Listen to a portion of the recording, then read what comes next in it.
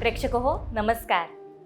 प्रेरणा ज्यांच्या मनात उगम पावते आणि संकल्प ज्यांच्या कृतीतून साकार होतो, अशा एका तेजस्वी व्यक्तिमत्वानं भारतीय संस्कृतीतील एक विस्मरणात गेलेला अध्याय जगाच्या स्मरणात कोरून ठेवला आहे.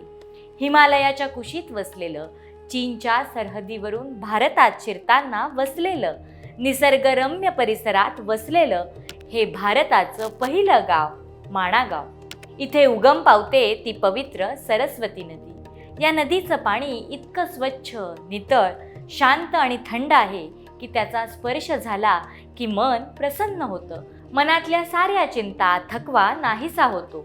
ज्ञानाची अखंड धारा आपल्या अंतःकरणाला प्रफुल्लित करणारं हे स्थान म्हणजेच माणागाव. या पवित्र उगमावर MIT विश्वविद्यापीठाचे संस्थापक संचालक, शिक्षण महर्षी, विश्वधर्मी प्राध्यापक डॉक्टर विश्वनाथ कराड सरांनी उभारलं आहे माता सरस्वतीचं मंदिर.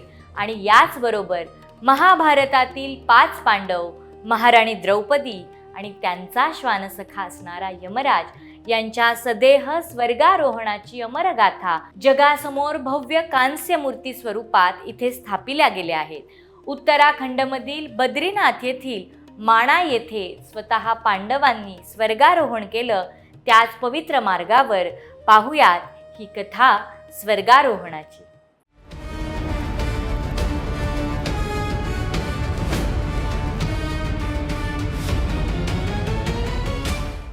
कथा स्वर्गारोहणाची या कार्यक्रमाच्या शृंखलेत आजच्या भागात पाहुयात कथा युधिष्ठिराच्या स्वर्गारोहणाची आणि सोबत त्याच्या असलेल्या श्वानसख्याची.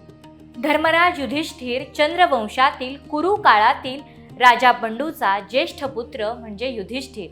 युधिष्ठिर या नावाचा अर्थ म्हणजे युद्धामध्ये स्थिर मनोवृत्तीनं आचरण करणारा. त्याच्या सत्यनिष्ठ आणि धर्मनिष्ठ आचरणामुळे त्यांना धर्मराज असं देखील म्हटलं जायचं. कर्तव्याचं कठोर पालन हे कितीही अतार्किक वाटलं तरी त्यांनी आपलं कर्तव्य कधीच सोडलं नाही. त्यामुळेच पांडवांच्या मनात त्यांच्या या ज्येष्ठ बंधूप्रती अपार आदर आणि निष्ठा होती. संपूर्ण महाभारतात आपल्या संयमी, दानशूर, सत्यवचनी आणि कर्तव्य कठोर आचरणामुळे धर्मराज युधिष्ठिर यांचे इतिहासात अद्वितीय असे स्थान आहे. आजची कथा म्हणजे निष्ठा, सत्य आणि धर्माची खरी व्याख्या. माणा गावातील दिव्य शिल्पे हेच सांगतात की धर्म म्हणजे शाश्वत प्रकाश. हिमालयाच्या शुभ्र शिखरांवरती सुरू असलेला तो भव्य प्रवास आता अंतिम टप्प्यात आला होता. द्रौपदी, सहदेव, नकुल, अर्जुन आणि भीम सगळे एका पाठोपाठ कोसळले. उरलाय तो फक्त धर्मराज युधिष्ठिर आणि त्याच्यासोबत चालणारा निष्ठावंत श्वान. एका मागोमाग एक सर्वजण आपले पाप, दोष, मनोविकार घेऊन या यात्रेमध्ये कोसळले हे आपण गेले काही भागांमधून पाहत आहात. शेवट केवळ एक युधिष्ठिर उभा राहतो आणि त्याच्याबरोबर फक्त एकच जीवित प्राणी, तो होता एक साधा, शांत आणि सच्चा श्वान. हा श्वान त्या दिव्य प्रवासामध्ये युधिष्ठिराबरोबर एकनिष्ठपणे चालत होता. ना थांबत, ना मागे हटत, ना कोणतीही तक्रार करत तो युधिष्ठिराच्या प्रवासाचा साक्षीदार झाला अगदी अखेरपर्यंत. अखेरीस युधिष्ठिर मेरू पर्वताच्या शिखरावर पोहोचतो. तिथे साक्षात इंद्रदेव आपला स्वर्गीय रथ घेऊन त्यांना घेण्यासाठी येतात आणि म्हणतात, भ्रातम द्रश्यसी स्वर्गे त्वमग्न तत्स्त्री दिवम गता कृष्णया सहिता सर्वान मा शुचो भरताश्रभ. हे भरतकुलातील श्रेष्ठ, चल या दिव्य रथात बस. तुझे बंधू आणि द्रौपदी आधीच स्वर्गात पोहोचले आहेत. ते तुझी वाट पाहत आहेत. तू त्या सर्वांना पुन्हा भेटशील. युधिष्ठिर क्षणभर गहिवरतो, पण त्याची नजर श्वानाकडे जाते. तो अत्यंत गंभीरतेनं इंद्रदेवांना विचारतो, प्रभू, माझ्यासोबत हा श्वानही आला आहे. कृपया यालाही रथात घेऊन चला. इंद्रदेव आश्चर्यचकित होतात. ते म्हणतात, राजा, तू भावंडांना, पत्नीला मरताना पाहिलंस. तिथे देखील तू न थांबता तू चालत राहिलास आणि आता एका साध्या श्वानाबाबत एवढं प्रेम, त्याच्यासाठी तू स्वर्गात येणार नाहीस? युधिष्ठिर शांतपणे पण ठामपणे उत्तर देतो, प्रभू, माझ्या भावंडांना आणि द्रौपदीला मी वाचवू शकलो नाही, ते त्यांच्या दोषांमुळे कोसळले. पण या श्वानानं एकनिष्ठपणे मला साथ दिली. आज मी त्याचा त्याग केला तर मी त्या निष्ठेचा, त्या नात्याचा आणि माझ्या धर्माचाच त्याग करतो. आणि असा स्वर्ग मला नको, जिथे एकनिष्ठतेला जागा नाही. हे ऐकून इंद्रदेव भारावून जातात. त्या श्वानाचे रूप पालटते आणि समोर उभा असतो साक्षात धर्मदेव, युधिष्ठिराचे पिता. यम धर्मराज, राजा युधिष्ठिर, तू धर्माचा खरा पुत्र आहेस.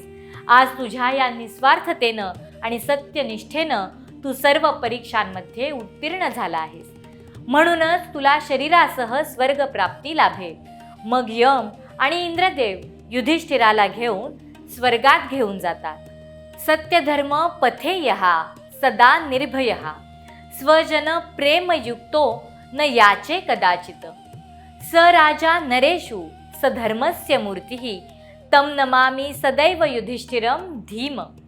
जो सत्य आणि धर्माच्या मार्गावरती निर्भयतेनं चालतो, जो स्वजनांवरती अपार प्रेम करतो पण स्वतःसाठी कधीही मागत नाही, तो खरा राजा म्हणजे धर्माचा साक्षात अवतार.